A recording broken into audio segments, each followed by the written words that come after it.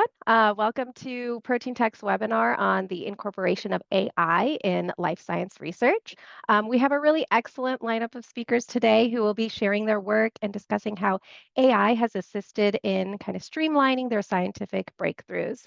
So our speakers will touch on various research areas, including preclinical drug screening, disease detection, morpholomics, and 3D epitope mapping. But before I go ahead and pass it off to our first speaker, I do just want to share a few company slides to introduce Protein Tech to you. So Protein Tech is a leading provider of life science reagents. The company was founded in 2001, where it at that time was primarily a supplier of antibodies and immunoassays. And because we have been in the game for over 2 decades, we have a really large portfolio of antibodies that encompass about 2/3 of the human proteome and many different research areas. We also offer other resources like ELISA kits and IHC kits, as well as cell separation kits and antibody labeling kits. The company then later expanded to include more product lines. So, for example, we have our humankind branded cytokines and growth factors. And all our proteins are expressed in human HEC293 cells, so you can be confident that they have the native folding, post translational modifications, and glycosylation that you would expect to see in human proteins. And that ultimately increases their bioactivity. We also have our Chromatec branded nanobody based reagents. So, nanobodies are about 10 times smaller than traditional antibodies, and they can bind to their targets with really high affinity, which makes them really compelling for certain applications such as immunoprecipitation, immunofluorescence, specifically if you're doing things like super resolution microscopy, as well as affinity capture and protein purification. And then lastly, we also have a subsidiary of Protein Tech known as Protein Tech Genomics. And Protein Tech Genomics manufactures antibodies that are conjugated to oligonucleotides for single cell RNA sequencing. So, as a company that is driven by scientists, we are here to support our researchers and scientific community any way that we can. So, our award winning products are self manufactured, and we offer the largest in house portfolio of antibodies for the human proteome. For convenience and testing, most of our antibodies are also offered in 20 microliter trial sizes. We also know the importance of product validation, and we offer open access validation data. And then whenever we're testing new products, we do validate using relevant sample types, appropriate experimental conditions, and using knockout, knockdown models whenever possible. Also, as antibody experts, we have in depth knowledge of immunoassay applications, and we can offer outstanding technical support for our customers. We also try to stay on top with cutting edge technology, such as our proprietary antigen specific B cell cloning and engineering platform, which we use to manufacture our recombinant antibodies. Also, with 7 inventory sites and manufacturing that is done on 3 different continents, we are able to offer next day delivery to many areas of the world. So, as a company, we mainly measure our success by our customers' scientific success, specifically by helping them publish impactful research faster. So, this graph that you see here on the left is showing that over our company history, our products are being featured in more and more publications each year. And as of now, we have over 300,000 publication citations, making us one of the top 5 cited antibody companies and also one of the fastest growing companies in product citations. I also want to highlight that as a company, we do strive to make the searchability of our products on our website as user friendly and informative as possible. So, we've recently launched some new updates on our website to help our customers select the right antibody. This includes our unique 3D epitope viewer that allows you to interact with epitope structures and explore antibody binding sites so that you'll know exactly where our antibodies bind to your protein of interest. And Amy will be talking more about this technology in her talk today.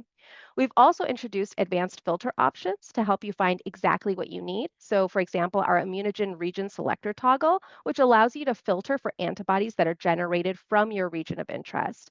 And then additionally, you no longer have to filter through all the variations of an antibody from the search results. You can view all formats of an antibody, including conjugations and buffer formulations, on just one page, which ultimately streamlines your process for antibody selection.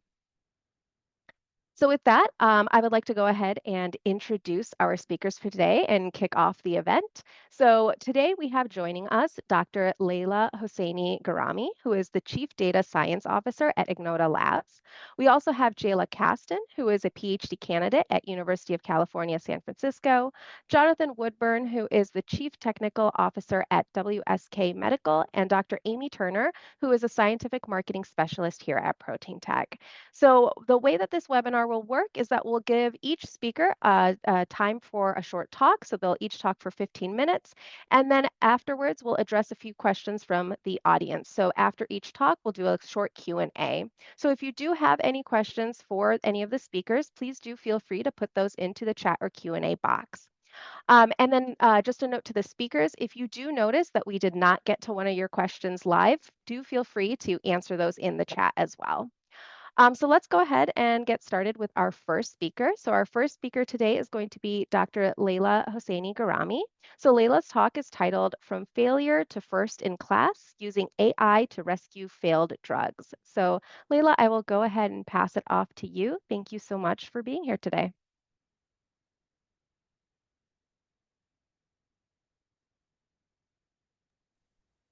Thank you very much. Let me just make this full screen.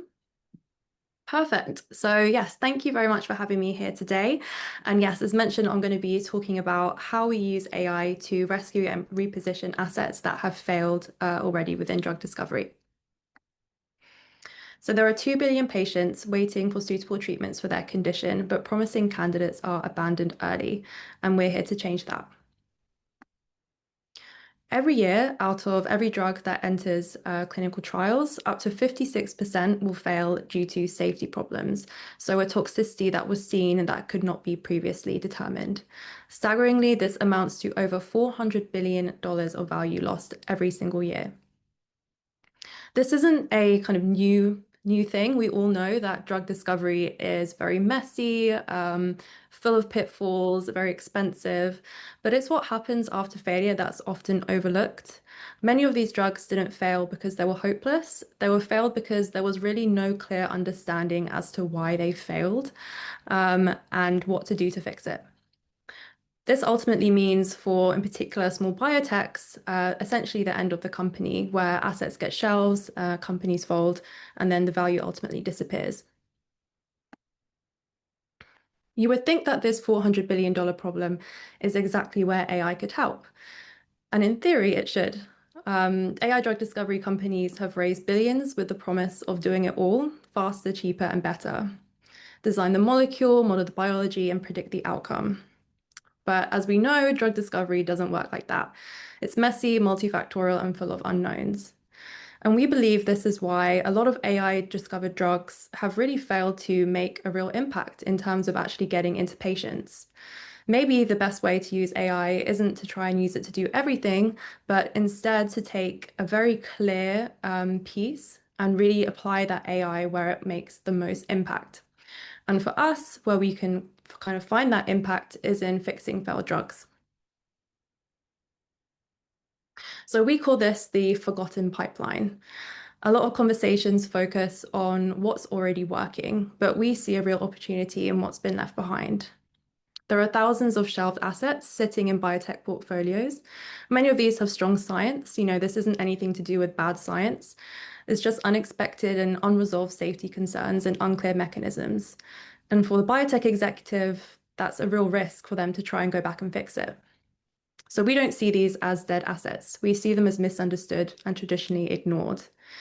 But what if there was a way to save these assets and get them back to the patients who are desperately waiting for them? You might see these headstones and see them all as sunken costs, but we can see hidden opportunities. What if we can find the ones worth saving? There is potential out there, but how do we find it? This is where we come in. At Ignota Labs, we revive failed projects, giving fresh hope to scientists, investors, and most importantly, patients. We do this by identifying leads that could potentially be used to transform, understand exactly what went wrong with that failure, and use our platform to really redesign that molecule and find an alternative to put it back into the clinic as quickly as possible.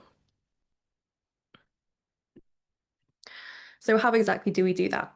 Well, the first step is actually finding these drugs. Unsurprisingly, companies aren't exactly shouting from the rooftops whenever they've had a safety failure. So it really takes a lot of time and effort to find this. Now, we don't have a very big team to go and do like Google searching all day long. What we really need is to get the information as quickly as possible, the information that is needed to make a decision. And for this, we use Radar, which is our large language model powered asset finder.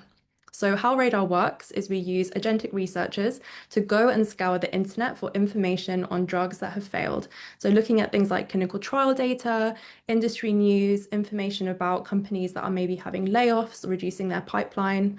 It goes and does research on the drug, its target, the indication, the commercial potential of that indication, and then also looking at the patent space as well. Now, this is obviously a lot of information, so we then kind of summarize that down using a large language model into a report. And as we all know, large language models do have a tendency to hallucinate, so we have a fact-checking mechanism that essentially allows us to look at the text that is generated, look at the sources that are quoted, and then kind of give a score for how much those are concordant with each other. And then the output of that is a comprehensive report that we deliver to our scientific and business development teams to enable them to make that rapid decision once a new opportunity comes in. And this is just an example of one of the outputs. We have redacted the compound name and the drug name, but this is a cancer drug that has failed its phase 1 clinical trial. And you can see that we have a bunch of information that has been summarized for the scientists to have a look at. So a kind of overview, information about the chemical and pharmacological profile, its clinical development, and then importantly for our business development team, having a look at the market potential. So we use Radar to find opportunities. We go and speak to the companies and try to bring those assets in-house to work on them ourselves. So really the next step after Radar is turning these insights into action. So we know that these drugs are toxic and they've caused some sort of safety failure, but we believe that some of them are fixable with the right insight. So we then look to understand why that drug failed. So we're not just predicting whether a drug is going to be toxic, we're looking at drugs that are toxic and really understanding why. And this is something that really sets us apart from other companies within this space. This really means that we can take this failure into a viable and de-risked path forward. So the way that we do this investigation into mechanisms of toxicity is by using our platform SafePath, which combines the power of cheminformatics and bioinformatics, where cheminformatics is using the chemical structure to understand potential off-target interactions, and the bioinformatics is then understanding what happens after that target engagement and how that relates to the observed toxicity. So actually putting this into context, this is a situation that we might come up with where we have a compound, we know its structure, and we also know this endpoint here, which is that it's causing liver toxicity in rats, for example, or hepatotoxicity, which is another word for liver toxicity. So with our chemical structure platform, we can do two really cool things. The first is that we can predict a metabolite that's formed. So potentially the parent compound is fine. It just generates a toxic metabolite.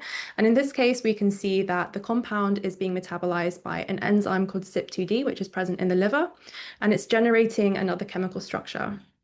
Again, using our cheminformatics methods, we can predict that this chemical structure is binding to the bile salt export pump, or BSEP.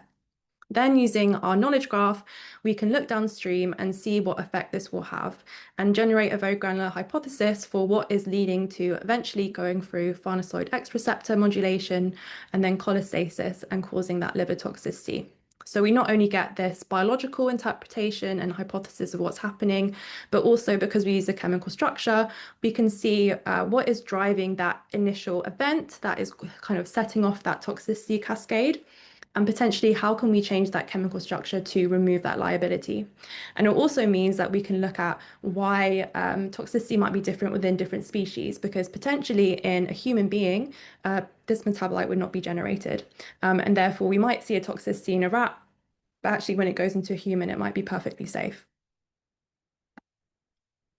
So, what impact have we had with our technology?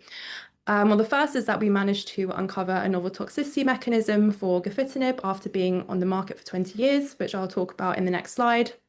We've de-risked a high potential asset, bringing in a drug which had genotoxicity concerns. We're now advancing it in development, performing pivotal efficacy studies after confirming that we have removed its toxicity liability. And the third is that we were able to generate very high quality deal flow, narrowing hundreds and thousands of clinical trial records to a short list of high confidence licensing leads. So I'm not going to go into too much detail on this slide. There's a QR code there if you want to read our white paper.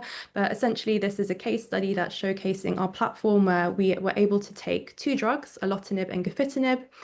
These drugs are both cancer drugs, and they both cause liver toxicity. And what we're able to do with our platform is, in the case of erlotinib, recapitulate the known drug-induced liver injury mechanism, which is via UGT1A1 inhibition leading to glucuronidation and eventually toxicity. We also managed to predict and pick up relevant metabolic enzymes. But the really cool thing is that for gefitinib, we were able to predict a novel mechanism of liver toxicity. So with the chemical structure, we were able to predict that it was engaging PRKD1 or PRKD3.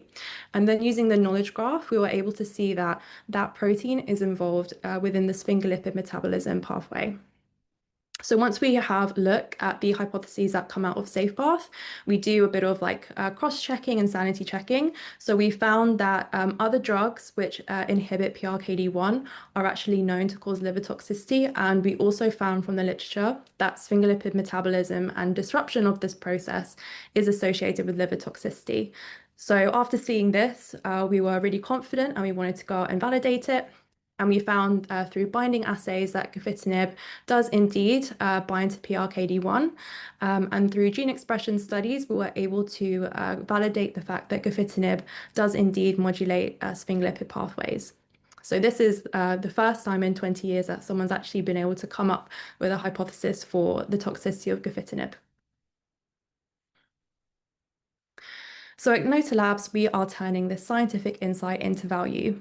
We are de-risking our repositioning strategies that are based on clear mechanistic understanding.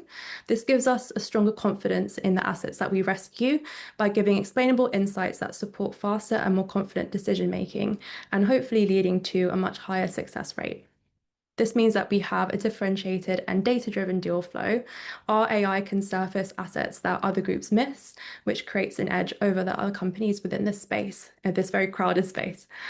This means that we can maximize return on investment from sunk R&D costs. So all that money that's gone into all of these drugs, it's a really great motivator, in particular for me, that we can take all of that time and water and energy that has gone into that and really get the best value out of it without needing to start from scratch. So ultimately, this means that we accelerate time to clinic by providing ready-to-go insights for licensing and co-development opportunities.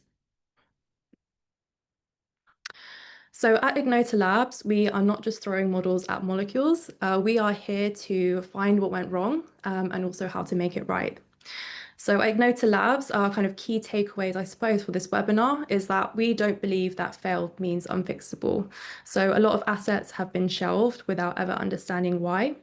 So our AI can then help fix, not just find these problems when it's focused, transparent, and biology aware. And that real combination of the chemistry and biology that we have within our platform, we really see as a powerful way to be able to get to these very granular mechanistic hypotheses and actually able to find a path forward and how can we modify that drug to give it the best chance of success.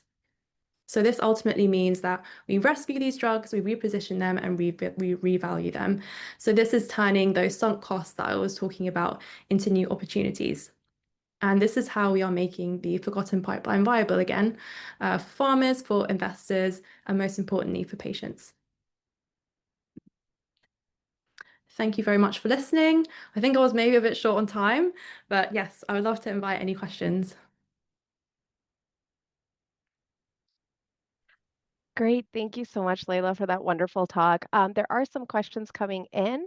So someone's asking if we are able to get more candidates from failed experiments, would this not lead to more cost downstream the um, as we will have more drugs to test in clinical trials? It definitely is a challenge. Like all of these drugs that we're bringing in, we do have to find funding to then go off and do the clinical trials. But our argument is that these drugs that we're taking in have a higher chance of success compared to traditional drug discovery because we have done that de-risking. We've taken a drug that is efficacious, metabolically stable, and otherwise very good. It just has a small issue, which is the toxicity.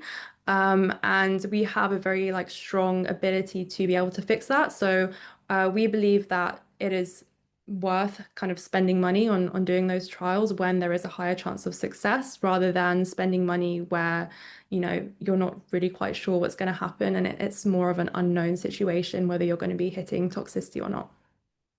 And I don't know if I might have missed this in your talk. Sorry if I did. How long has your company implemented this technology? Yeah, so we've been going since the end of 2022. We started out building out that SafePath platform primarily for early detection of toxicity. So trying to help biotechs understand early on whether or not their drug is going to be toxic. That didn't really work out in terms of actually like getting customers for a number of reasons. I could probably talk for another half an hour as to why. But we then kind of saw the opportunity of instead of focusing on things that might be toxic, focusing on things that we know are toxic and doing that mechanistic interpretation. And then that's when we built Radar, which it was the kind of agentic researcher and LLM report generator, because we kind of realized that it was difficult for us to manually go and find these things. So we needed a way to very quickly go and scan the web and try and find new opportunities. Great, thank you. And there's also a question asking if Ignota Labs is focused on a specific disease area and or a specific group of compounds. Yeah, so we are focusing at the moment solely on small molecule drugs and primarily looking at the drugs that have failed because of liver tox. And then in terms of indications, our approach is indication agnostic, but considering we're looking at toxic molecules, we are focusing a lot on oncology, where there is obviously a higher burden. Like you can have some toxicity within oncology drugs if they are efficacious and they do work.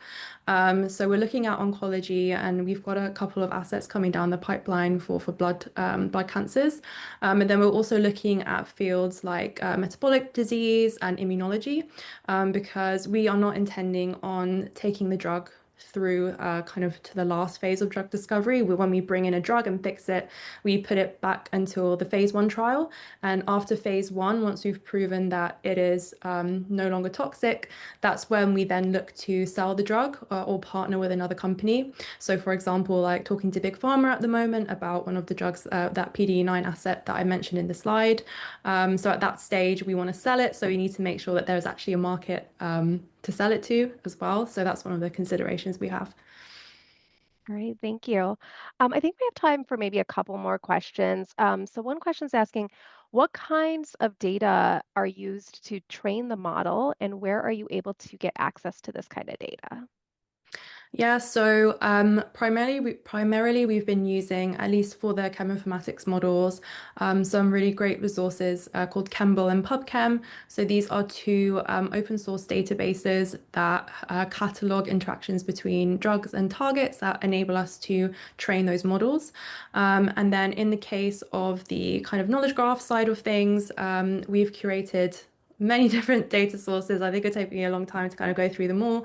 But things like protein expression data, interactions between drugs and proteins, again from places like Chemball, between proteins and proteins, proteins and pathways, different interaction networks that we've kind of combined and curated together. And then we've also curated our own kind of like training data set of liver toxicity mechanisms by kind of scraping the literature and kind of generating paths. And then we also have our own proprietary data sets, including a mitochondrial toxicity screen on over 50,000 compounds, because this does tend to underlie liver tox. And we are also generating some novel data, kind of looking at gene expression and then kind of other liver toxicity endpoints for a larger set of compounds. Great, wonderful. Lots of different sources then. One more question before we kind of have to move on, but I'm sure Layla would be happy to answer any questions that are remaining in the chat. But this last question's asking, in your model, would we benefit if we also included drugs that did not fail the safety test, maybe ranking drugs to see which ones would be the most successful in clinical trials? Yeah, that could definitely be a good approach. So that's also a way that we can kind of assess when we predict an off target, whether or not this is actually what's leading to the toxicity. So we can have a look and see drugs that have been successful, that have gone through clinical trials without any issues in terms of safety. These might be kind of known to bind to certain off targets that we're predicting. And then we can make the inference that, well, if this drug is binding to this protein and it's fine, then that's probably not the reason why this particular drug is failing. So we can definitely get lots of information from drugs that haven't failed, and also as kind of part of the training process to have those examples as well is really important. Great. Thank you so much, Layla. So I think we should move on to our next speaker, but I just wanted to thank you once again for that wonderful talk. There's a lot of great feedback in the chat that you might want to take a look at. But our next speaker is going to be Jaela Caston. So Jaela's talk's titled Exploring Cell Types in the Developing Human Brain with Facts, Organoids, and Morpholomics. So Jaela, I will go ahead and pass it off to you now. Awesome. Thank you so much, Alfreda. Good morning, everyone. Continue. Are you guys able to see my screen okay? Yeah, looks great. Awesome. Yes, good morning, everyone. My name is Jaela Caston, and I am a PhD candidate at UCSF, and I will be talking about using AI morpholomics to sort out different cell types in the developing human brain. But before I get started, I always like to start any of my talks with a moment of recognition, in this case, a land acknowledgement. I'm currently in San Francisco and would like to acknowledge the Ramaytush Ohlone people. I did a quick research for those of you in Chicago. The true custodians of the land over there is a Patuwame, if I'm not mistaken. Um, and yes, I just want to take the time to acknowledge these indigenous people who are the traditional custodians of this land. We pay our respects to, in my case, the Ramaytush Ohlone elders, past, present, future, who call this place the land that UCSF sits upon, their home. And we are proud to continue their tradition of coming together, in this case, with this AI um, seminar to share knowledge and grow as a community. And we like to thank the Ramaytush Ohlone community for their stewardship. And these land acknowledgements are extremely important because it is a reminder that colonization has happened and is continuing to happen in instances like Haiti, Hawaii, Congo, Palestine, the list goes on. Yes, it is very important to do these land acknowledgements. Thank you guys so much for participating in that. So to get started, my lab at UCSF really is interested in the neurovascular network and connections in the developing human brain. In this video here, we have the vasculature labeled by IBF4, or sorry, IB4 in white, and the radioglia in pink, showing these really nice branching morphologies and connections with each other. And my project within the Crouch Lab is to really understand how these branching and different morphologies are connecting with their neighboring cells and potential signals that they're sending to each other to aid in their development. And also to help categorize the different cell subtypes that are in different, not only in different geographical locations in the brain, but also in different time points in the brain. So during different time points in development, how their morphologies are changing and how these morphologies can signal for other cell types to I guess start creating these networks within the brain that are essential for development and in adulthood. And so within the Crouch Lab, we use this multimodal approach to understand these developing networks and these developing morphologies in the brain. We are fortunate to get a second trimester human brain. We do a lot of fact sorting to sort out these and enrich for different cell populations to then do downstream single cell RNA sequencing analysis, lineage tracing, RNA scope, um, proteomic analysis, organoid analysis, and the list goes on.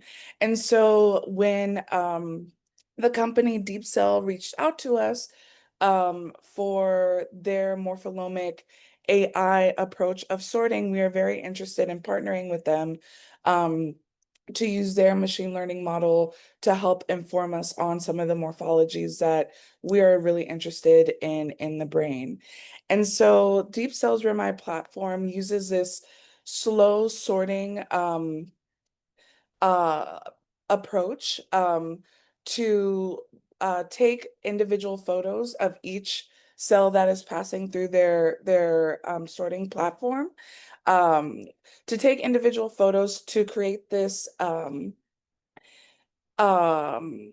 model of, I guess, what the or basically take high resolution images of these cells to inform us on their different characteristics of and morphology.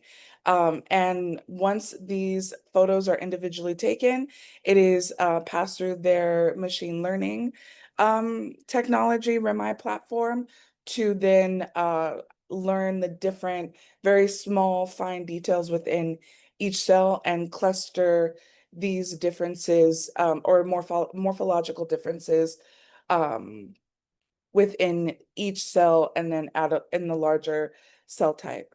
And so with our collaboration with Deep Cell, I was able to sort out our cell types of interest. So mural cells in the brain, endothelial cells in the brain, the microglia, and neural progenitor / radioglia in the brain to then send off to Deep Cell's RIMI platform to train their their machine learning algorithm with our cells.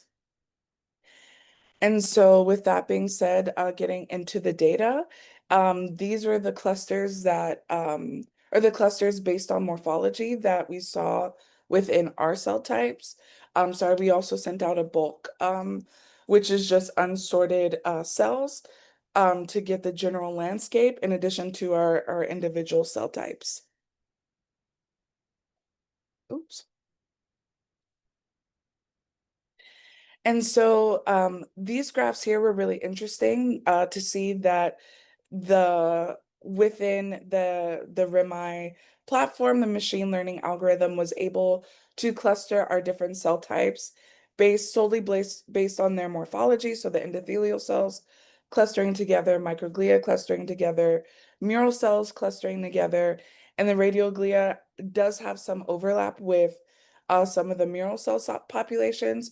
But for us, that was making sense because the antibody that we were sorting on for radioglia and mural do have some overlap. So the overlap in the morphologies makes biological sense to us.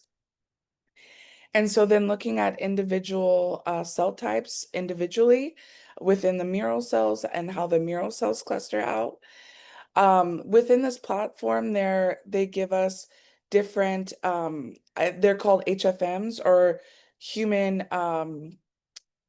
human foundation models, I believe, that basically give these features, or sorry, human feature models that give features to the each cells that each picture that was taken, and then clusters those cells based on features. And so here we're looking at the different features that are up or down regulated within the mural cells specifically. This first feature is um, they're based on, or the features are based on numbers, but this is describing a more densely packed pixels within the cell. And so there's less of those within the mural cell features, or the mural cell cell types. Also, this local binary pattern was upregulated within the mural cells. This local binary pattern, from my understanding, is looking at the density within the cells, whether that's mitochondria or different um differences within the cell types. Would love to understand, or grab these cells and understand more what is going on within those cell types. And then also another local binary pattern, which is looking at the periphery, so the phospholipid bilayer and how that is composed. And there is somewhat of an upregulation within the mural cell cluster that we sent out, which was interesting. And so we're giving those features for the mural cells. We also sent out 2 different time points for within our cells to be trained on the REMI platform. So a younger or earlier second trimester data set or data point, and then a later second trimester data point, the 24 gestational weeks. And we saw that there were some clusters that were more upregulated within the mural cell feature, or within the mural cell cluster at certain age time points, which was interesting. And then looking at some of their characteristics, it was very interesting to see that this feature of cell diameter was more so upregulated within the later second, or sorry, within the later second trimester data. Within the later part of the second trimester, there is the start of gliogenesis within the developing human brain. And so I'm wondering if that is what is being reflected here within the mural cells, and some of the other cell clusters that we'll see in a second. But this upregulation of cell diameter within the later trimester or second trimester data set. And then now going into the radioglia only, that we sent off to DeepCell's platform. Some features that were, or this feature that was upregulated within the neural progenitors was again that local binary pattern that is reflecting more organelles, or a greater impact of organelles within the cell. And so very curious what that composition would be like.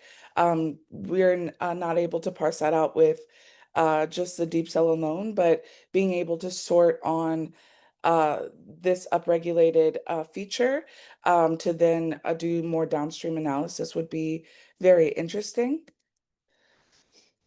And so again, the different clusters that were upregulated at different time points. Um, I thought it was very interesting that within the REMI platform, these are the individual photos that were taken of different cells that were passed through their platform. And it was really interesting to see the inverse at 19 gestational weeks. These mitotic cells that are being captured, doublets even that are being captured, whether they just finished their mitotic division, or they're just being captured um, within the platform, is very, very interesting to see. And then again, this upregulation at the 19 gestational weeks within the neural progenitors for ellipse elongation, so more of that I guess that how the cells look after right before dividing and separating, and then cell diameter also being um or within the 19 gestational weeks, cell diameter also being somewhat upregulated within the neural progenitors at 19. So some of these features were really interesting to us to inform that, or just to give us a sanity check that this RIMI platform is picking up on biological differences that we do see and have observed in the brain at the different gestational time points. Um, but in conclusion, this RIMI platform can identify morphological features that resemble mitotic features at two distinct gestational time points. The slow sorting strategy is a lot better for cell health. For those of you who are familiar with FACS sorting, the sorting is quite fast, and with endothelial cells being really sensitive, and even neural cells being quite sensitive to being shredded through a sorter, there's slow sorting technology that is able to capture photos of each individual cells is a lot better for cell health after for the collection process and downstream analyses. Some caveats is that if it is a new cell type, the machine does need to be trained before doing more downstream analysis and being able to gate on these specific features to collect later on. Some future directions that we were interested in with Deep Cell is culturing the different clusters that are upregulated at different time points to ensure that these are actually mitotic cells, or the understanding the differences in organelle compositions in those cells that were upregulated. And then could this REMI platform go even further in identifying specific cell subtypes within the endothelial cells? For example, there are tip cells, venous cells, capillary cells, arterial within the endothelial cell subtypes, and within the neural cell subtypes, a plethora of different radioglia, oligodendrocyte precursor cells, truncated radioglia, outer radioglia, and if the RIMI platform could get very specific in parsing out those subtype differences. We haven't gone to that part yet, but would be very interested in understanding if that is a possibility. Thank you guys so much for listening to my talk, and I would be happy to take any questions. Awesome. Thanks so much, Jaela. That was a wonderful talk. I feel like for tissues like the brain, where you're dealing with quite a bit of heterogeneity between the cells and even within cell types, technology like this is really important to just sparse them out into kind of more functional groups. So it was really great to hear your overview on this. We do have a few questions. So the first question's asking, how are you identifying your initial populations to train deep cell? Yes, thank you so much for that question. So, the Crouch Lab does have a Nature protocol paper where we have defined some cell surface markers for FACS sorting for endothelial cells, mural cells, microglia, and the neural progenitors. And we have validated that those cell surface markers are enriching for those cell types by doing single cell RNA sequencing and IHC after the fact. And so that is how we identified those cell types beforehand to send off to deep cell by using those cell surface markers. But to your point, Alfreda, of the developing human brain being very complex, we were very interested in this RIMI platform because we are quite limited with just cell surface markers in development to take out our more so the cell subtypes within the larger endothelial cells, radioglia, et cetera, and was excited to potentially sort on morphology instead of relying on cell surface markers. Great, thank you. There's also another question asking about what type of data you feed into the platform. So are you using like images like TIFF files or the scRNA data? Yeah, I'm so sorry. I didn't really explain that or go into great detail about that, but we sorted the cells and they were in single cell suspension, and we gave deep cell the single cell suspension, and the cells are passing through like a cell sorter one by one, and the images that were shown is from that single cell suspension being passed through one by one, and each cell being photographed. And then fed to their learning algorithm. So that was the data that we fed into there. It wasn't TIFF files. It was actually their platform taking the images and collecting that data for us. Yeah. Great, thanks. And then I think we have time for one more question. This question's asking uh, if there are any softwares or programs that you used for training the model and GPU access along with data set size. So they're saying that my research is dealing with data set size over 10 gigabytes. So I'm interested in any advice or recommendations. Yes. I'm so sorry. Can you repeat the question again? The first part of the The question? first part, the first part is just asking if you have any recommendations for softwares or any programs that you use for training the model and GPU access. Yes, I'm not sure what software they use to train the model. From my understanding, it is a software that they created to train their AI, their REMI platform.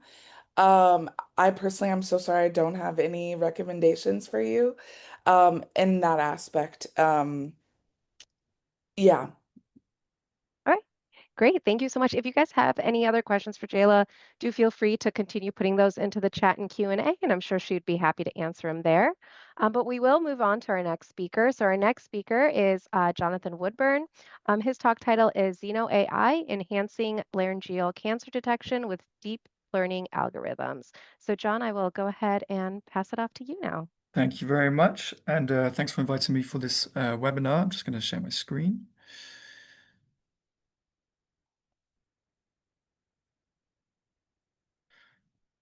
Can you see my screen? Sorry, I started it late on. Not So yet. thank. We Oh, don't see your screen yet. oh. Um, Let me try that again. Okay, is it working now? I think it's coming up. There it is. Yeah, Perfect. perfect. Um, Thank you very much. My name is Jonathan Woodburn. I'm the CTO at WSK Medical. We are a Dutch startup which is based in Amsterdam, and we focus on the development of AI solutions for early cancer detection. We work in multiple domains, mostly endoscopy and digital pathology, but today I will be talking to you about our product, which is called Xeno AI, which we use to enhance laryngeal cancer detection with deep learning algorithms during these endoscopies. I think we should probably start with a bit of context. Um, so I'll give some stats about laryngeal cancer. Laryngeal cancer comprises of 30 to 40% of head and neck malignancies, and so therefore it is the most common malignancy in otolaryngology. Globally in 2022, there were roughly 190,000 new cases of laryngeal cancer and 103,000 deaths. Um, Depending on the spread of the cancer, the survivability is usually pretty good. So when it's localized to just the larynx, the 5-year survival rate is usually 84%. And the usual risk factors for laryngeal cancer are usually tobacco and alcohol use, the batal quid chewing, which is mostly prevalent in certain Asian countries, and occupational hazards such as a heavy industry job will all be risk factors for laryngeal cancer. So an important aspect of it is to be able to detect it early because the survival is quite high.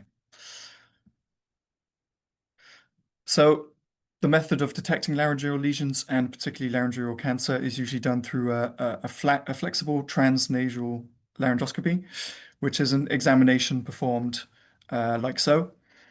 Essentially, it's a camera that is inserted into the nose of a patient, which goes up the nasal cavity and then continues down to the pharynx and then eventually the larynx, where they can view in real time, thanks to a digital camera feed, the vocal cords, and the surrounding tissue, such as the supraglottis, the epiglottis, and anything in between. So yeah, as this digital camera feed allows visual inspection of the larynx, and it's usually performed by nurse practitioners, ENT physicians, speech therapists, and in more experienced oncology centers, head and neck surgeons will also be performing this particular examination. Next up, I have a video to show you, which will be a endoscopy, just to give you an idea of what it looks like. So this is a video of the pharynx and the larynx. And there's a reason I chose this particular video in the fact that it's not very clear. I think right at the end, what we can see is the two vocal cords, which is the sort of V in the middle, and we can see a very clear lesion, which I believe is a benign lesion. But with this examination comes quite a lot of challenges. The first one is poor video quality. The endoscope systems that allow this to happen are starting to get better and better, but the systems that provide 4K video feed, for example, are very expensive and usually only used in a surgical setting. In an outpatient clinic or private clinic, when doing the examinations, they'll be opting for cheaper hardware, which means usually lower quality. Not to mention that people still use different kinds of endoscope systems, such as fiber optic. So it's not a digital feed, but literally light passing through a cable. And in some places, they still use the old trick of just a mirror in the throats to look at the larynx.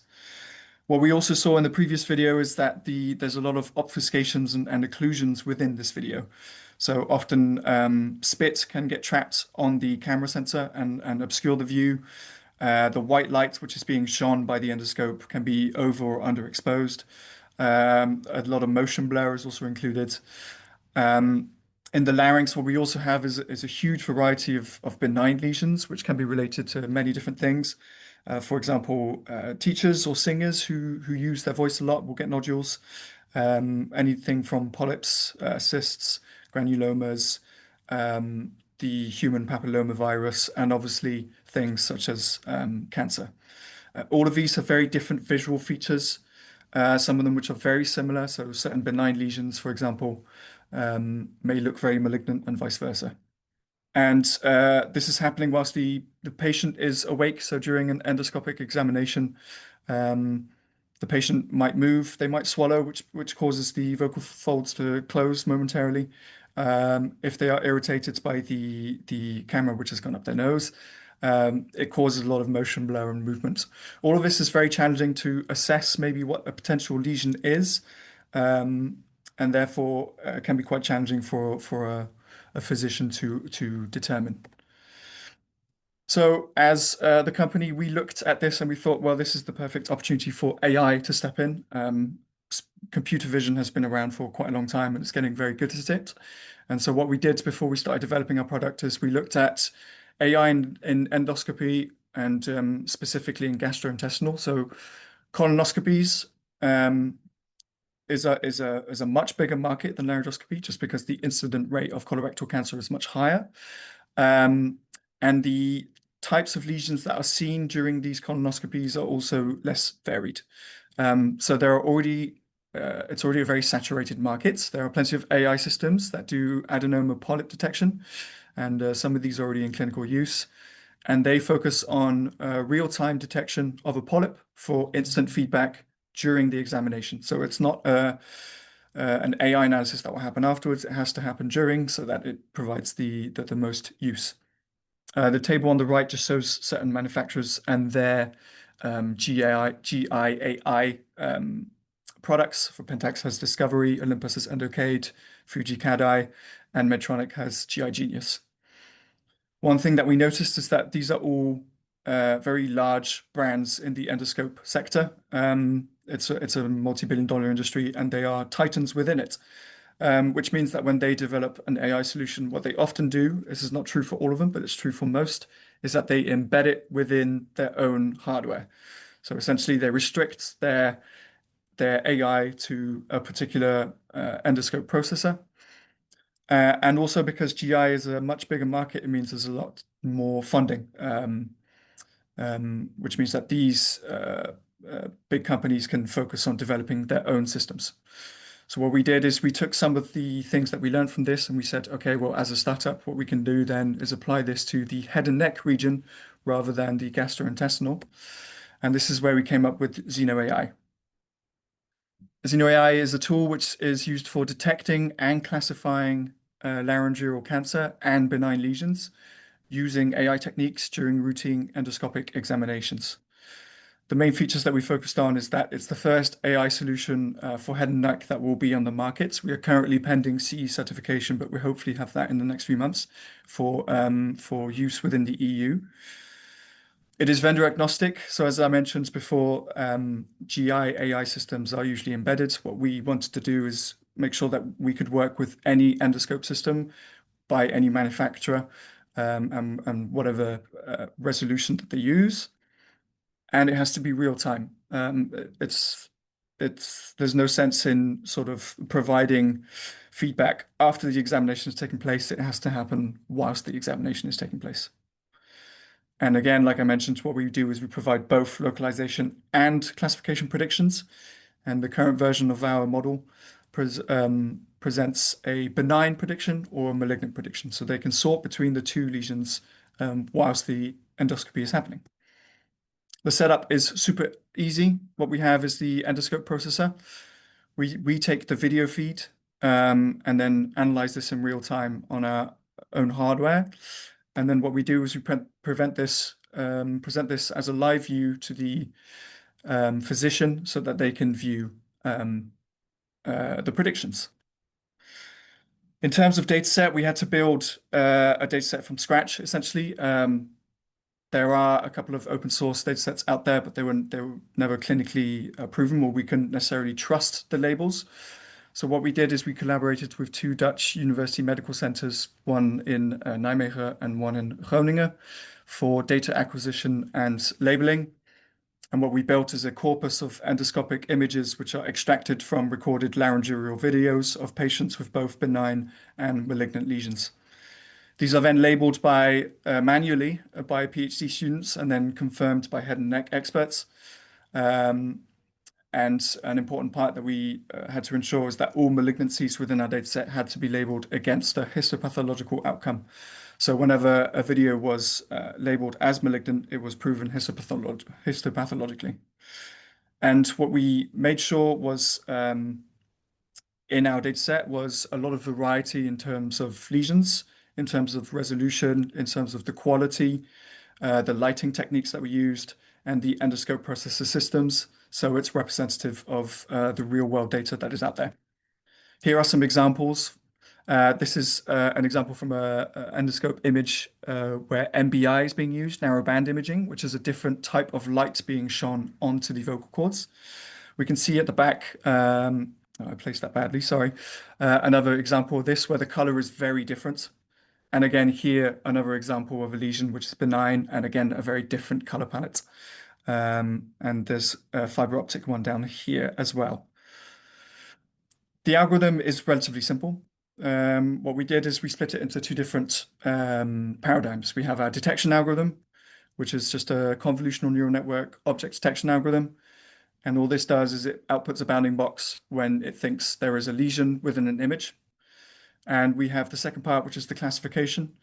And what this does is it takes this bounding box that was detected and then performs a binary classification on this.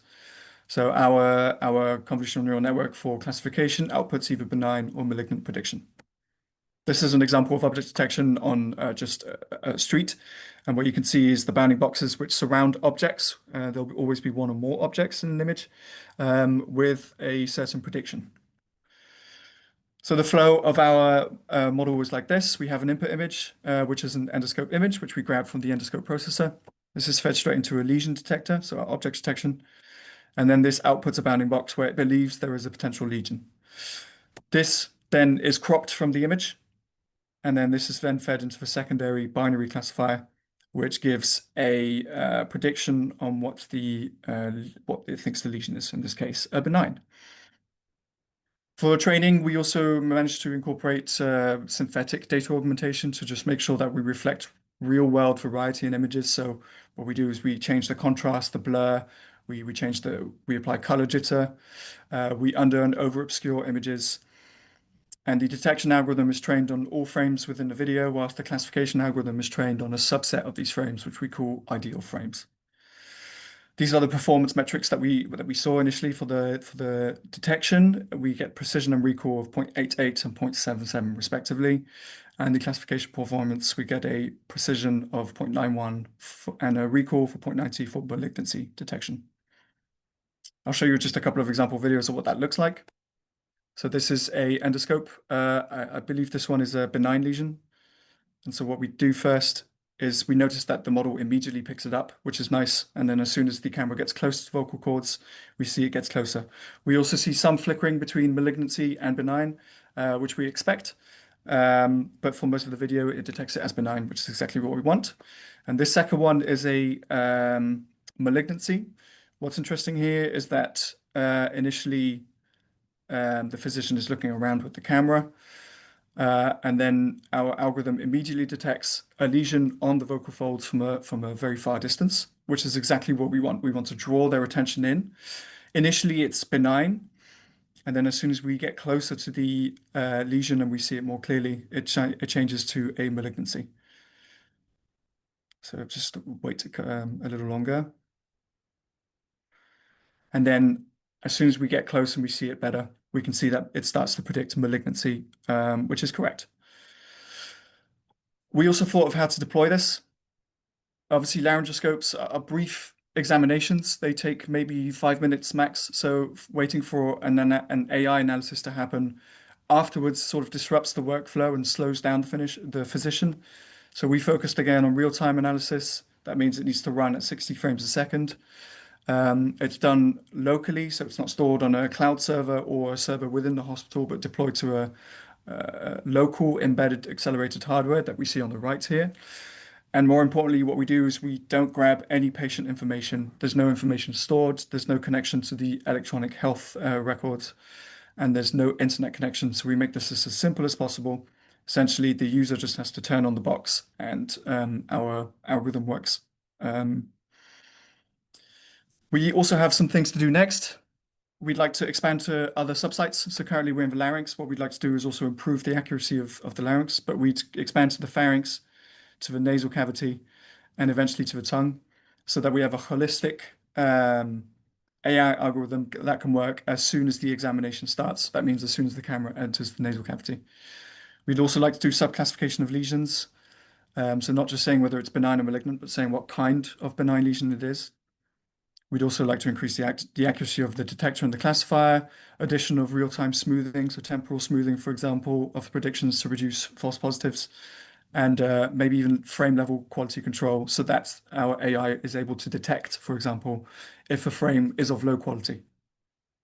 The main takeaways of all of this is keeping it simple is an advantage. We've tried to make the usability of this algorithm as simple as possible so that it doesn't disrupt the physician's workflow, and that AI should be supporting physicians' clinical routine, not necessarily replacing it. And we built this with the expert stakeholders involved from the start, and I think that's really helped us. And decreasing the false negative rate and the referral rate by providing a second pair of eyes to the physician by using our AI model. Thank you very much. Are there any questions? Amazing. Thank you so much, John. That was really interesting. We do have a few questions coming in. So there's someone that's saying, a way of compacting the malignancy, benignancy, flickering, there could be a last K times steps logical threshold that would prohibit the model of showing a change of labeling if there have not been enough classification time steps that change the classification.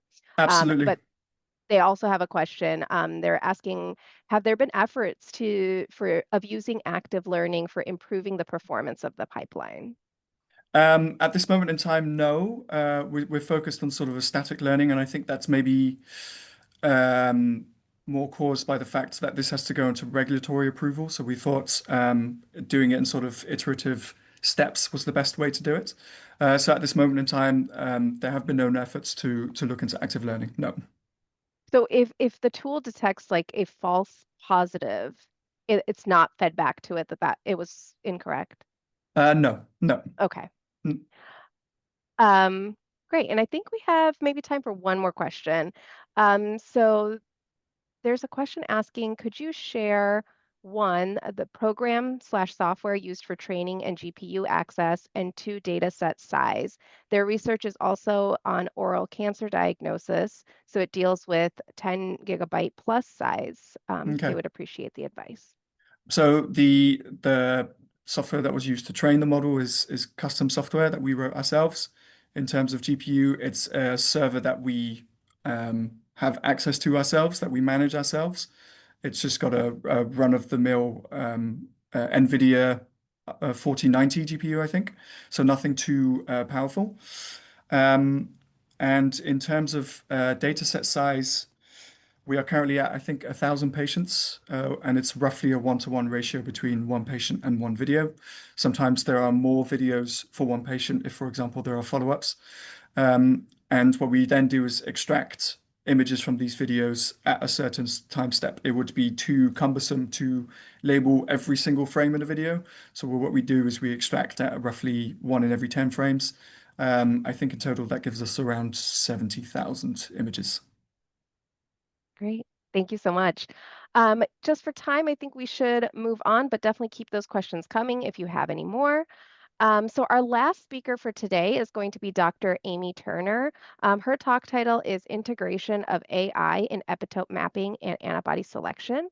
We also have joining us for the Q&A, Lion Leon. He's our Senior Vice President of Production, and he was really instrumental in the development of our 3D epitope mapper. So he'll really be the guy to answer any sort of technical questions that you might have. But I will first pass it off to Amy so that she can do her talk. So Amy, the floor is yours. Thanks very much, Frida. Can you see my screen? Yep, looks good. Perfect. So thank you so much, everybody, for staying on. I know it's been an hour and 10 and there's still over nearly 200 people on the call. So thank you very much for staying with me. I'd also like just to take this opportunity to thank the previous speakers. It's been really interesting learning about how you're using AI in your systems. But in the next 15 minutes or so, I'm going to be talking to you about how Protein Tech have integrated AI in the development of our new 3D epitope viewer tool. So that was the tool that Frida, right at the very beginning of this talk, just outlined in her slides. So this is a new tool. It's openly accessible on our website, and it's a way for our researchers, any researchers who are in fundamental molecular biology or therapeutic research, to better select their antibodies for use in their experimental pipeline. So let me just see this work. So first of all, I'm kind of going to go back to basics of what epitope mapping is. So if you've ever kind of wondered where exactly your antibody is binding on your target protein, well, that's exactly what epitope mapping is. So it's essentially identifying the epitope on an antigen to which an antibody's paratope binds. So again, just to go back to basics, the epitope is the exact binding site on your target of interest where your antibody would bind. So it's this pink section here on the screen. Hopefully my laser pointer is working there. And then the paratope is the portion of the antibody that specifically binds to the epitope interface. So that's that blue portion there. Now, there are two kind of distinct types of epitopes with regard to the amino acid contributions that you will see. So firstly, they can either be linear. So this is this portion here. And the linear epitopes consist of a continuous sequence of amino acids in a protein's primary structure. So antibodies can bind these epitopes and will bind irrespective of the protein's 3D conformation. So they will bind if the protein is itself linear or denatured, or they can also bind if the protein is in its 3D tertiary structure, providing the site is surface level accessible. Secondly, we have the conformational epitopes, and these are formed by the amino acids that are not sequential in the primary structure of your protein, but are kind of brought together through the protein's folding into its 3D tertiary structure. So I always think about proteins like strings or ropes. So like the primary sequence being a rope, and then when you knot it up, that's its 3D structure. It can fold into can be knotted into many different shapes, but the kind of functional form, there's one shape that it should take for it to be functional.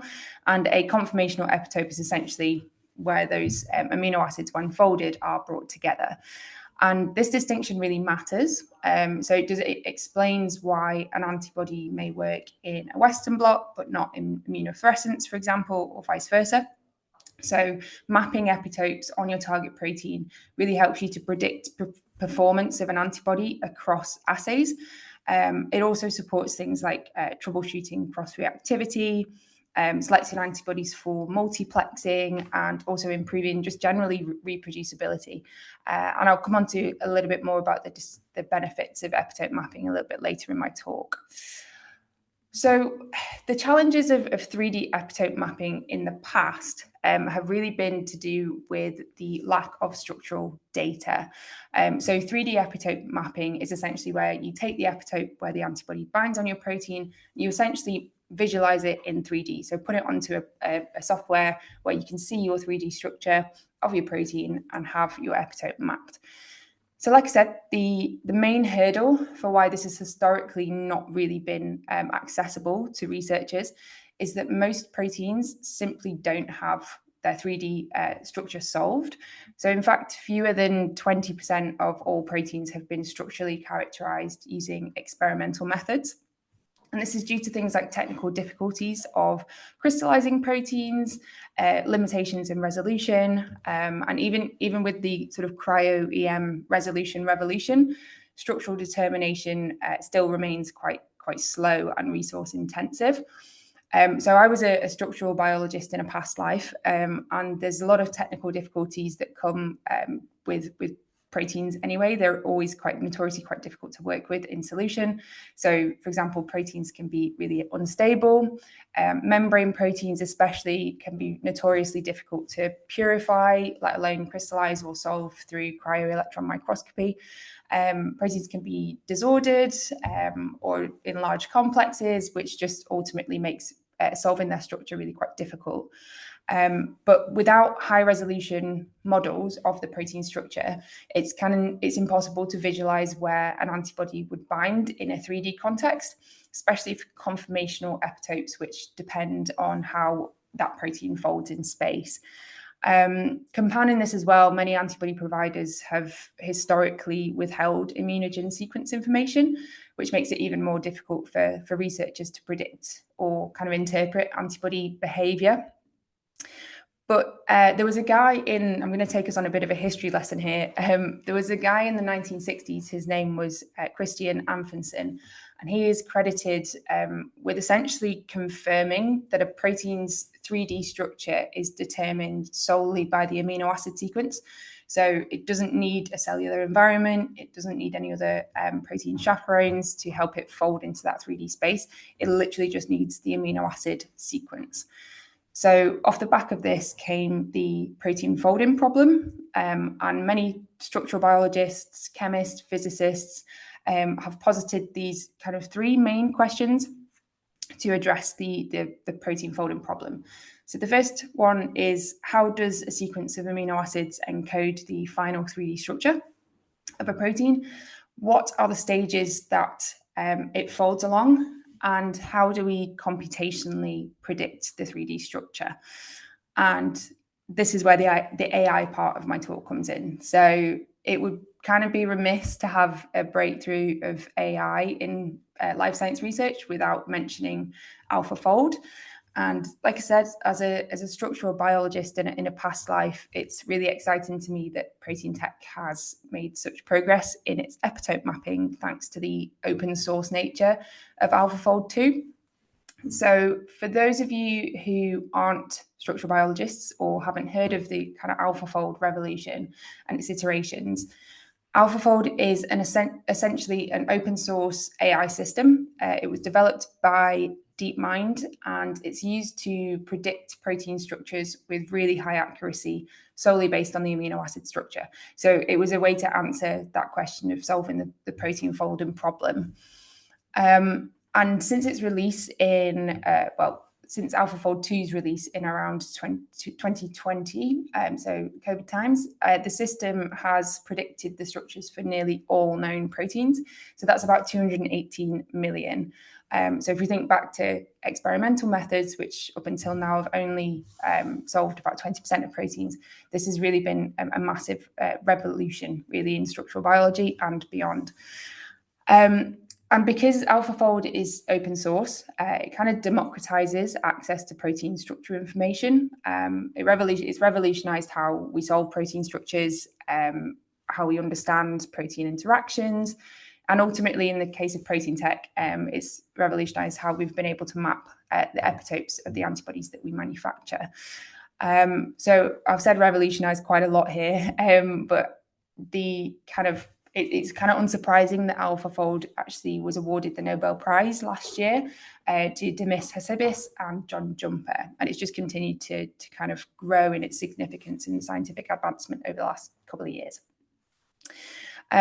So as you can probably imagine, predicting a protein's folding process is computationally complex, and this is due to the astronomical number of possible conformations that a protein chain would adopt. So if we go back to my rope analogy, think of a protein chain like a rope. You can knot that rope into many different shapes, but there's only going to be one that is actually functional. And there's a paradox when I was Googling for this talk. There's a paradox called Levinthal's paradox, which posits that if a protein were able to sample all possible conformations randomly, it would take an impractically long time to reach the actual functional form. But in nature, proteins fold spontaneously and rapidly, and it basically indicates that they fold along a specific folding pathway. So it takes sequential steps to get to the right functional form. And this is essentially the basis of the AI that went into AlphaFold 2. So briefly just going to go through what the pipeline is, given that this is an AI-based webinar. So in layman's terms, the pipeline begins with the protein's amino acid sequence. AlphaFold then builds what's known as multiple sequence alignment, which essentially looks at the database, loads of databases, BLAST, PDB, for evolutionary similar sequences to that initial protein sequence that you put into the system. And this, when it does the alignments, reveals conserved patterns that often correspond with key structural features of that ultimate protein model. Alongside the multiple sequence alignment, it also generates what's known as pairwise residue relationships, which is essentially going through each potential pair of amino acids within that primary amino acid structure and ranking them on how likely they are to be near each other in 3D space, even if they are far apart in the linear sequence. So then you take the multiple sequence alignment information and the pairwise sequence representations. These are then passed to an evoformer module, which is a deep learning neural network architecture that it processes both the spatial and the alignment data, goes through iterative rounds of refinement, as with most AI models, which essentially increases the accuracy of the structure residue relationships that it's originally found. Once it's happy with this, the confidence limits, it puts it through to the structure module, which predicts the atomic coordinates and assigns an overall confidence score for the protein model that it's going to output. And it essentially highlights the regions that it thinks are the most reliable in the protein structure. And then out pops a lovely protein structure, which you can see spinning around on the screen there. So this kind of iterative multi-source approach of AlphaFold allows you to predict protein structures even in the absence of experimental data, which is good because there was only 20% of structures that were solved experimentally. But this is an example of TDP43, which previously, to my knowledge, had only ever had its domains, so individual domains of the whole protein, experimentally solved. But putting it into AlphaFold allows you to visualize the whole protein in its wonderfulness. So with these advancements, what has protein tech done to essentially build the 3D epitope viewer? So in essence, for each protein target in our database, the team has generated a library of overlapping peptides, which spans the full length of the protein. Each peptide was then screened using indirect ELISAs and dot plots to identify the peptide, so the short bit of the protein that the antibody binds to most strongly. So this pinpointed a likely linear epitope or binding hotspot on the protein. And then to test whether the identified epitope is recognized in the context of a folded protein, larger protein domains are then presented via microbial display. So this is this section here, and that incorporates the reactive peptide into the structured regions, so the peptide that we saw the antibody bind to. And this helps to validate the accessibility and conformation dependence of that antibody epitope binding.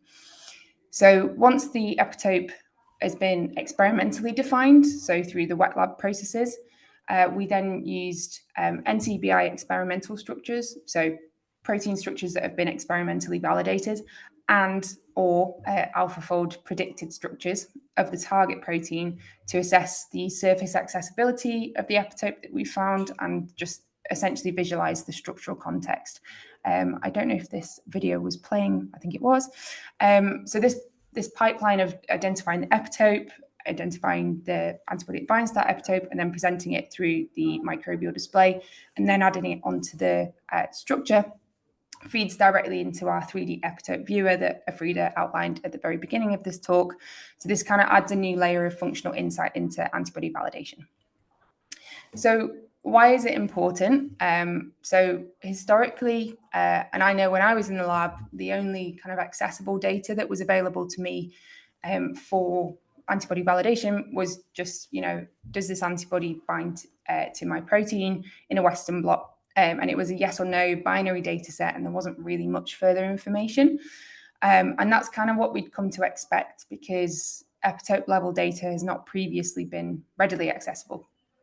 But in fact, there are many, many benefits to knowing specific antibody binding sites on your proteins that can aid experimental design, from kind of fundamental molecular biology, immunoassays, all the way up to enhancing therapeutic pipelines as well.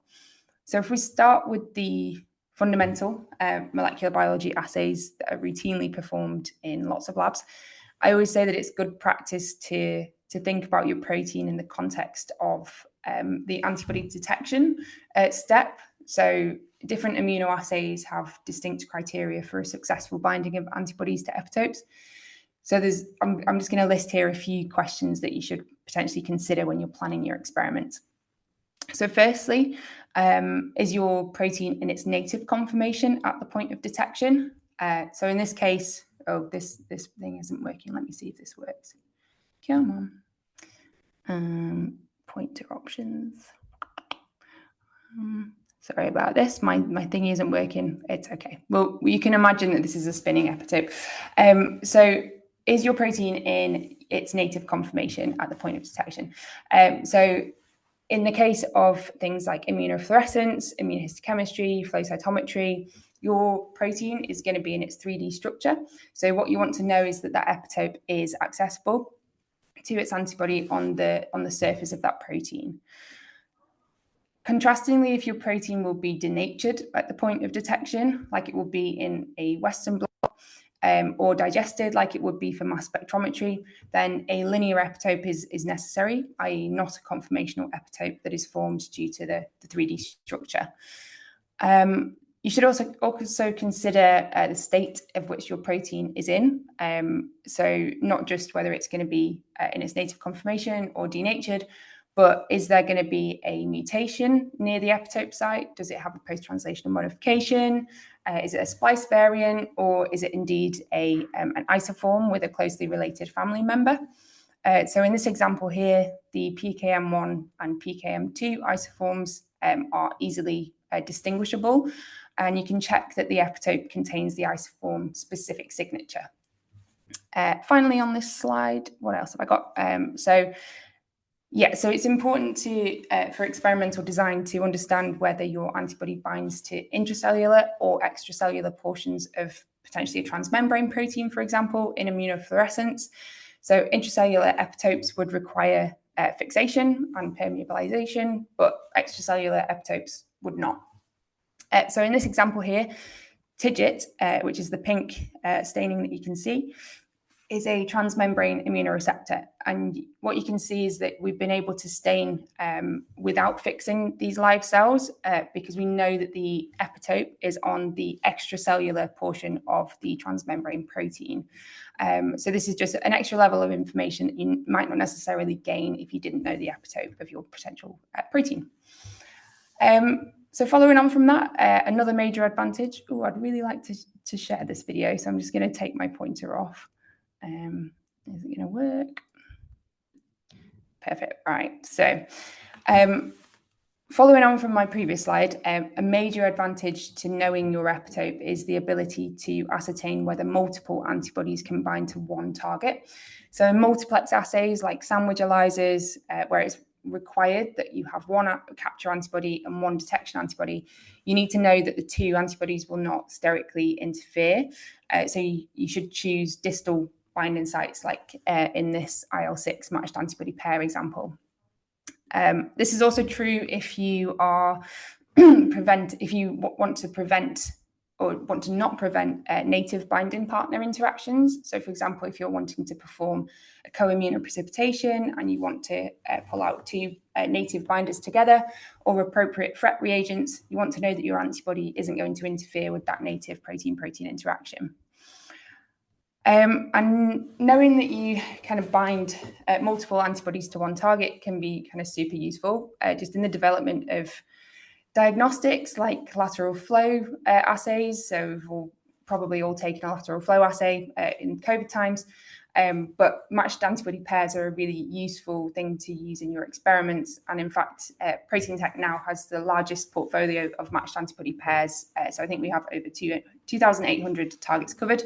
And that's thanks a lot to Lion and his team for mapping the epitopes and uncovering those matched antibody pairs. So now when we think about what the antibody is actually doing to the protein of interest, knowing the epitope can actually give you more biological context as well. So we no longer have to view these kind of reagents as simple binders anymore. So in this example on the screen here, we've been able to design an experiment that neutralizes receptor ligand binding sites, for example. And again, I've just shown this IL-6 protein target that is my favorite at the moment.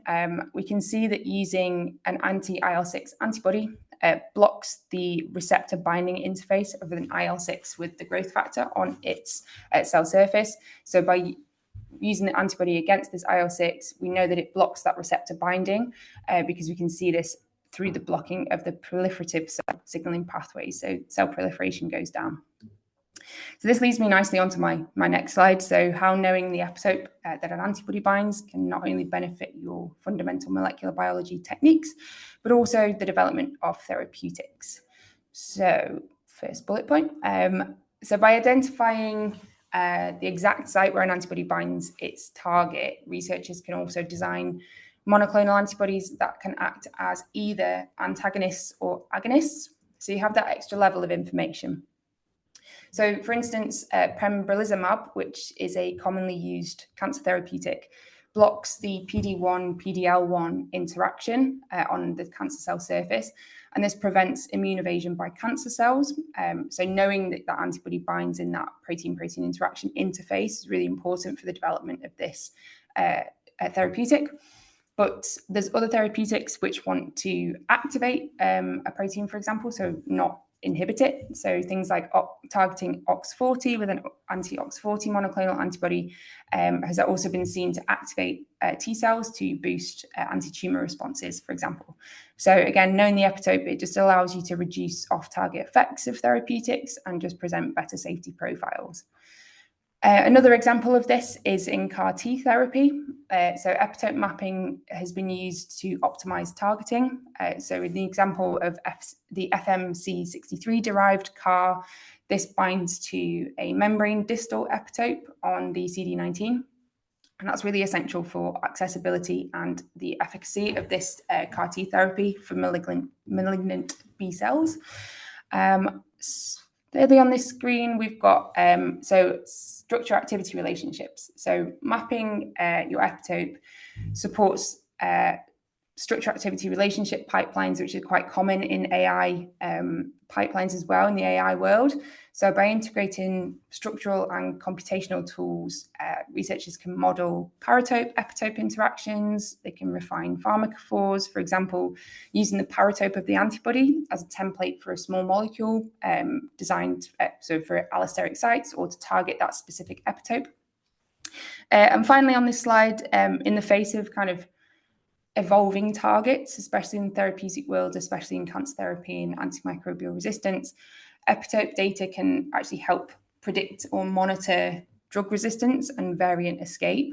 So this can allow for epitope switching strategies, especially in therapeutic design or cocktail therapies. So again, going back to that matched pairs system, so knowing that you can target multiple sites on one particular protein is really useful. So this is my last slide. I think I've probably gone a little bit over my time here, but what I wanted to outline was that hopefully with the advent of AI and the massive exponential increase in the use of AI, we're moving to a more transparent future, especially with the open source nature of things like AlphaFold and other code that people are designing. And we're hoping that Protein Tech's kind of integration of AlphaFold predictions with the experimental data exemplifies the kind of practical applications of AI in advancing life science research. So nowadays, there's kind of more and more calls for open access and open source code with AlphaFold. I really believe that AlphaFold is spearheading such kind of democratization of knowledge. And this, hopefully, this increased transparency of both the validation data, epitope and immunogen characterization, we can kind of pave the way for how biotech companies should also be serving scientists in such an open way as well. So hopefully, this is kind of my hope that with the increased open access data, it will reduce trial and error science. So going back to all of the examples that I mentioned previously and how epitope data can help plan your experiments. And this will hopefully increase savings and sustainability and ultimately just scientific discoveries. So with that, I'd like to thank you for your attention. If you want to scan this QR code, you can play with your favorite protein and see if there's any epitopes that we have antibodies for. We've got my colleague Layla online, who has spearheaded the development of Protein Tech's 3D epitope viewer. He's online, so please you can answer any questions that you may have. Amazing. Thank you so much, Amy. I learned so much about our epitope mapper from your talk, so that was amazing.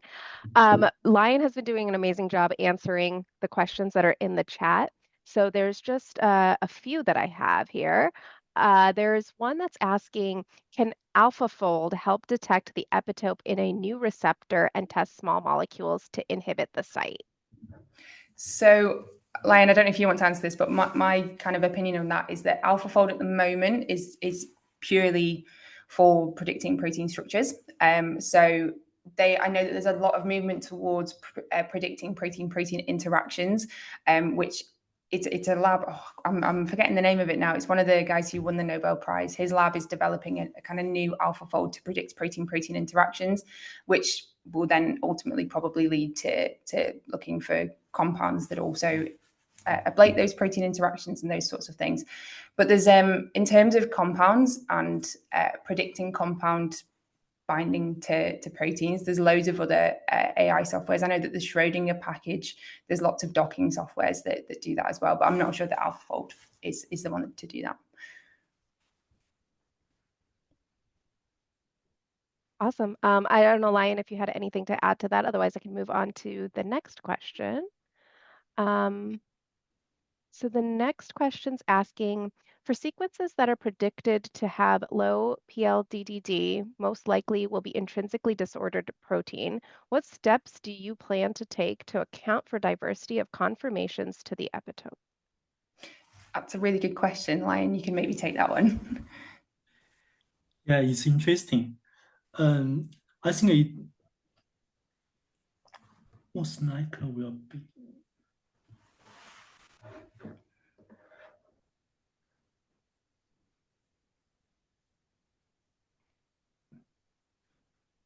For some smaller peptide, it will be difficult. We should prepare some mutations to confirm it. Yeah, so I think on this question here, there's always going to be disorder in proteins anyway. I think with the advent of AlphaFold, it kind of challenged quite a lot of classical thought processes with what a protein structure looks like. So I always thought of protein structures as really like solid and not really much flexibility, but there's a lot of information coming out at the moment, a lot of groups working on actually looking at how disordered regions are functional in the cellular context. So we don't necessarily always, we don't need to always think about proteins as in one shape. They could be kind of very dynamic. And in terms of the epitope, obviously when you bind an antibody to that disordered region, if the epitope is within the disordered region, it probably will then solidify the complex, so that disordered, that dynamic state of the protein will be limited. But in terms of, what's your question, what steps do you plan to take to account for diversity of conformations to the epitope? The experimental wet lab experiments that Lion and his team have been doing, they're already going to be accounting for the kind of diversity in that, because it's not computational. It's not computationally predicted whether the antibody binds to that epitope. It is in the wet lab, so it's both presented for dot plots and ELISAs, but also as bigger protein domains in the microbial display too. So we can validate it through experimental ways as well. Amazing. Thank you so much, Amy and Lion. Just a couple more questions. So currently, how many of our antibodies have the 3D epitope mapping feature, and will the tool be available for all proteins in the future? So I think there's over 2,500 targets have been mapped so far, and Lion and his team are doing an amazing job to try and map the whole of our portfolio. So hopefully in the near future, you'll see your protein in 3D with its epitope mapped. Great. Thanks, Yes. Amy. And Did you have something to add, Lion? And there are another 500 targets will be validated in the next few months. That's amazing. Amazing. Lion, how are these targets prioritized? We have many antibodies which has cited in publications, and some antibodies has higher marketing potential. So we should pay more attention to these hot targets. Great, thank you. And then just one more question before I think we should close it off, because we're a little over.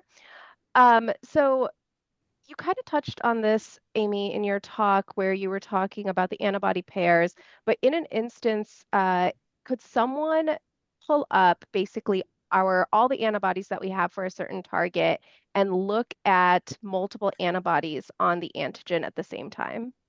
Yeah, for sure. So some of the videos might not have worked, but on the tool, when you find your protein target, you can select like all epitopes that we've got antibodies for.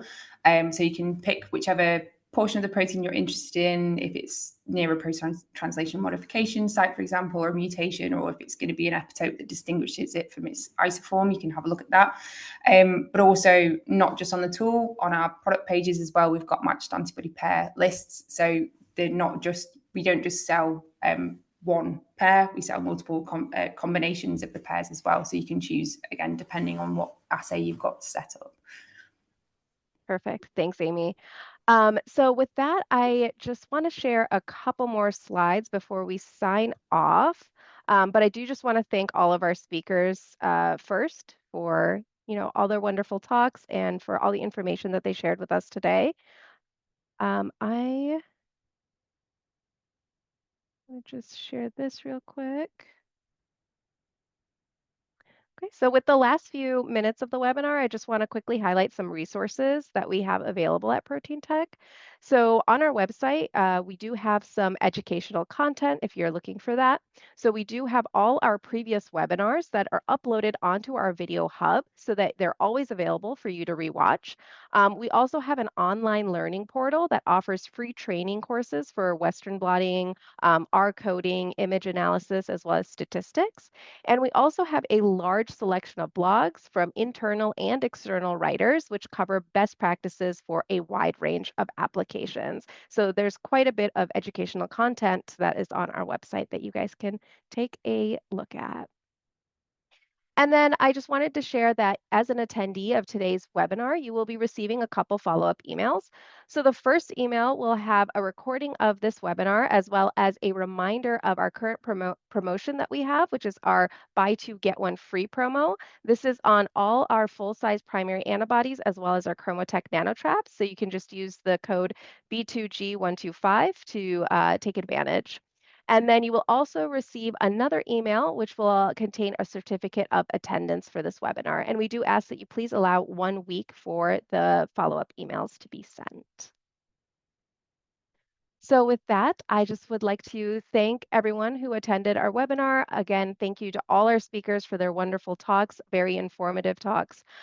If you do have any questions that we were not able to answer live, you can always email us at events@ptglab.com, or I've also put the emails of each of the speakers so you can reach out to them directly if you have any questions.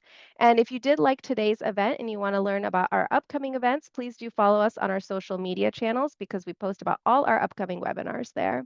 So with that, I will go ahead and end the webinar. I just hope everyone has a great rest of your morning, afternoon, or evening, depending on where you're tuning in from the world.